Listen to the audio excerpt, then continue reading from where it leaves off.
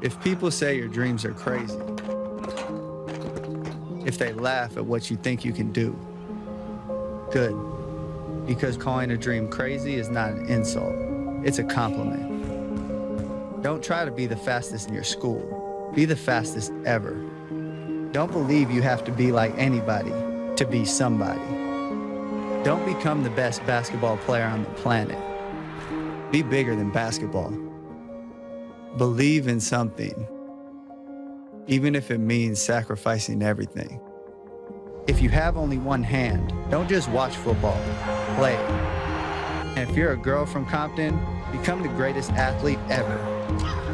Yeah, that's more like it. So don't ask if your dreams are crazy. Ask if they're crazy enough. Nike's trailblazing advertisement starring professional football player Colin Kaepernick has earned an array of opinions. Across the United States, people have been seen tarnishing their Nike goods in a display of protest. The sentiments of this advertisement differed amongst various races. Serena Williams, as well as other professional African American athletes, stood in solidarity not only with Colin but Nike as well.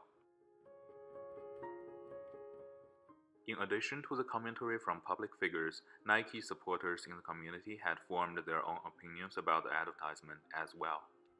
29% say they're more likely to buy Nike products, 21% say they're less likely, and 50% say it doesn't affect their decision. Fox Business anchor Liz Clayman. Nike knew exactly what the reaction would be. They were fully prepared for every single possible criticism that was coming out, but also there are some ovations. So they figured, you know what, this is a risk that we're ready to take. You'd love to see one of these NFL owners, when somebody disrespects our flag, to say, get that son of a off the field right now, out, he's fired. Overall, it's clear to see that the standpoints taken in regards to the ad were rooted in politics. For example, this ad was a symbol of advocacy for marginalized groups and in turn acted as a catalyst for conversations on the Black Lives Matter movement amongst other high topics seen on newscasts today. This advertisement took on another role across seas. International Nike supporters did not express feelings that were as strong as those residing in the United States. In fact, as a whole, the Nike brand was able to rake in more revenue due to the viral nature of the advertisement. Nike's ad focused on reaching dreams, beating the statistics, and coming together as one proved to be a successful tactic to bolster the company once more.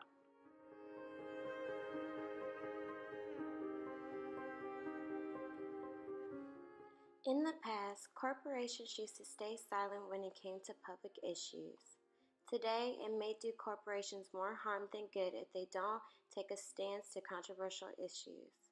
Companies have swayed away from just focusing on their products and began focusing just as much energy on their brands. Nike continuously speaks out about controversial issues, but is still a popular corporation today from revamping their brands. Kaepernick still has little to do with any product Nike sells, but his attractiveness to Nike isn't about moving more units of a specific jersey or sneaker. It's about branding a discipline that's been growing in corporations for years. But make no mistake about it, this falls in line with what Nike has consistently been about. They will sit up there and they will embrace the underdog. They will embrace somebody that seems to have the world's the odds stacked against them, and they will gravitate and ingratiate themselves with that audience because that's where that's where their consumer base lies. You talk about a black population in the United States of America that's 14%. By putting Kaepernick on the cover of their ad, Nike has branded their company to stand against police brutality, the wrongful killings of African Americans, and against Donald Trump's presidency. Coordinating collective action while utilizing social media is exactly what Kaepernick and Nike accomplished when running the ad campaign that spread political awareness about police brutality. When Nike decides to take a public stance on social issues, they face the risk of tarnishing their business. Even though customers want to know the morale and integrity from the places they spend money on, the objective of the business is to sell product and make a profit. With sensitive topics like police brutality, it's been debated on whether Nike has commercialized the important message Kaepernick was trying to convey by mixing it in with the products they sell. What impact will this campaign have on the Nike brand? Unfortunately, I think it'll help the Nike brand. I mean, as when the markets opened this morning, they were down about 3%, but still up about 27% year over year. They're going to make money. They're the largest. They dominate the foot gear industry. We all understand that this is who they are. But the reason why I use the word unfortunate is because I don't know if anybody's gotten this. Nike essentially hijacked this issue. Consumers not only buy Nike products, but invest in its brand. Nike has the platform and the finances to spread awareness of important causes to their consumers and boycotters. Kaepernick appearing on the ad cover promoted the Black Lives Matter movement to so many people around the world. The ad campaign also transformed Colin Kaepernick's brand to expand from being a nationally known football player to becoming an internationally known black activist. My favorite brands in the world is Nike. They do an amazing job of making an international brand that appeals to most everybody in the entire world. It may be young American college men that they're all about, but what they're selling is something that has incredible passion, and the thing they believe is about tenacity. Nike is confident of Kaepernick's appeal not only to American consumers who agree with his protests, but also to an audience abroad that knows him more for his political voice than his throwing arm.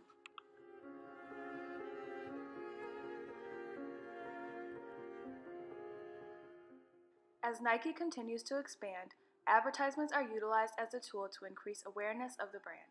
These advertisements appeal to all populations and aim to promote diversity across various backgrounds and encourage everyone to just do it. Nike has been known to invoke various emotions throughout their advertisements, such as excitement, joy, and they even take a humorous approach to draw attention. In this dream, you woke up on the morning of the New York City Marathon and someone had stolen your shoes? It was a nightmare. But then you woke up, you ran the marathon, and you won. No. We won. Me and my Vaporfly 4%. Am I early? Yes, you're early every week. We talked about this. When the doors close, you don't walk in. Sorry, Doc. Hey, Shalane. Hey.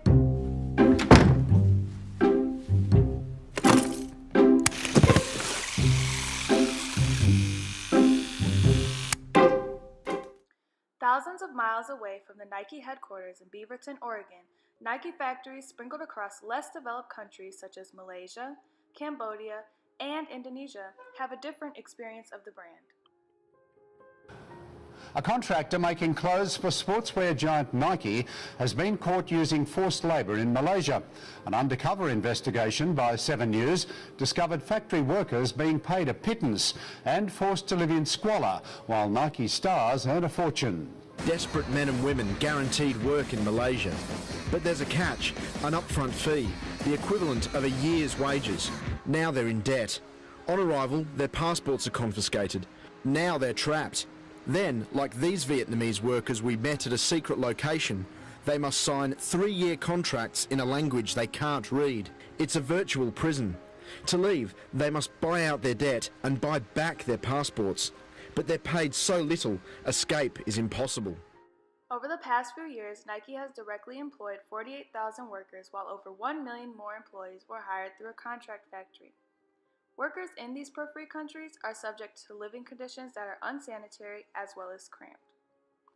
These factories are oftentimes a cesspool of carcinogens and leave workers very ill. These working conditions stand in a stark contrast to large profits usually reported by brand companies. The workers, however, are not compensated adequately and must live off of $1.25 a day. Nike is aware of these injustices and as a result have taken The headquarters in Beaverton, Oregon had faxed an info sheet out to all the factories to be placed on the wall for all workers to see that read, if you are approached by Jim Keedy, Leslie Kretzer, or Mike Pirantozzi, do not speak to them. They're only to speak to management. There will be severe consequences if you're found talking to them. And they know from their management how they're supposed to act. And if they don't, there's some severe ramifications, anywhere from significant harassment to death. As globalization is continuing to weave itself into the fabric of life, the question that must come into play regarding Nike's business tactics is how much value do we place on materialistic goods versus the price of treating someone with humanity?